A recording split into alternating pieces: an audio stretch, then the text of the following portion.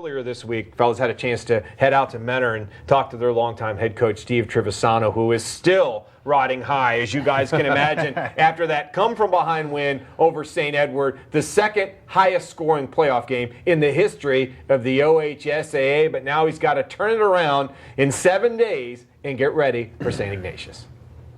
Now he's going downfield, looking for Young, picked up. Terrence Walton with the interception. Coach Trivisonno and the sideline celebrating.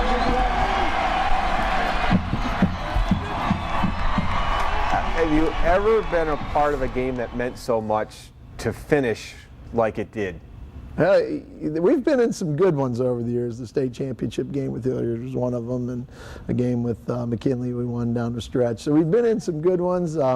To be down 28 or 21 and come back and score 28 in a short period of time was pretty special. So, and just the atmosphere, the whole thing was something you'll always remember. You know, we got in a halftime and we really were I thought in pretty good shape. We got the ball. We got a chance to tie it up. Now we didn't, so that kind of messed up our plan a little bit. But you know, halftime was just relaxing, getting back to keep doing what we're doing. Talking some adjustments on defense, some things we can do to get better, and just staying into the game and staying focused and concentrating on what we need to do. And luckily our kids did a real good job of that. But, you know, you preach all the time about playing hard and playing for 48 minutes and doing things the right way. And to watch it occur that way and watch kids just keep battling the whole time was just very special.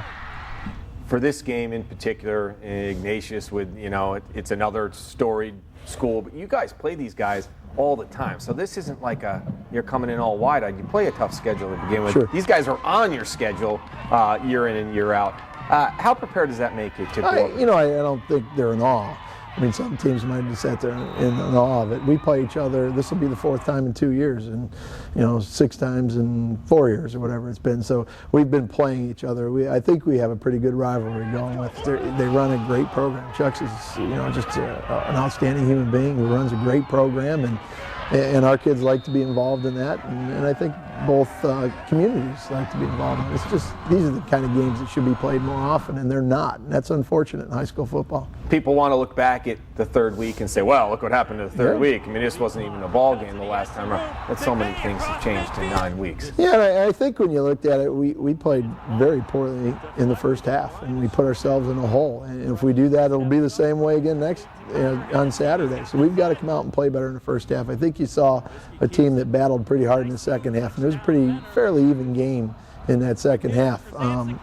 We're a lot better now than we were then. We run the ball better. The emergence of Nick DeLisa and Eddie Doherty and Connor Krasancic running the ball, and obviously Mitch. We're getting there on defense. We're young. There'll be times in that game that 16 of the 22 are going to be underclassmen. Does it ever get old getting this far in the tournament and preparing for another regional championship game? No, I get a little more tired, but it doesn't get old. I tell the kids all the time, this is why we work 5 days a week in the off season and lifting and running and doing all those things is for this tournament, because this tournament's special. This is a grind. This is a 35-day tournament to win it.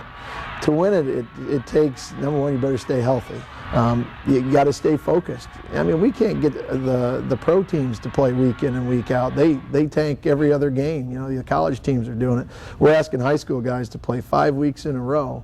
It's difficult to do. So, that team that can stay focused and play hard and battle, and this is a long tournament. 15 games is a lot. Even now at 13 is a lot. So you gotta balance that ability to keep them fresh and not maybe practice as long and keep them mentally ready to go. It's hard to do.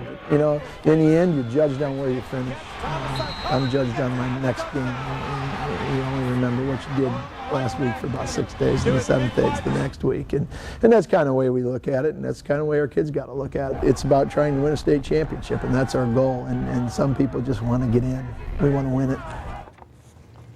Very relaxed head coach who actually just got his voice back about a day ago that he said, so we kind of timed it out perfectly. And for all these years that I've known him, I never knew that he has nothing but daughters. Yes. And I said, I don't need sons, because my football team, I have 100 sons every year, and I have for the last 16 years. Interesting guy, but you could tell very relaxed football coach, and that's a good sign, isn't it? Well, that's one thing I liked about him is that they said at halftime we remained calm. We went in and said, hey, let's just correct what we're doing wrong and do what we do, and we're going to be fine. Then that's what good coaches do. They don't panic at halftime when you're down. All right.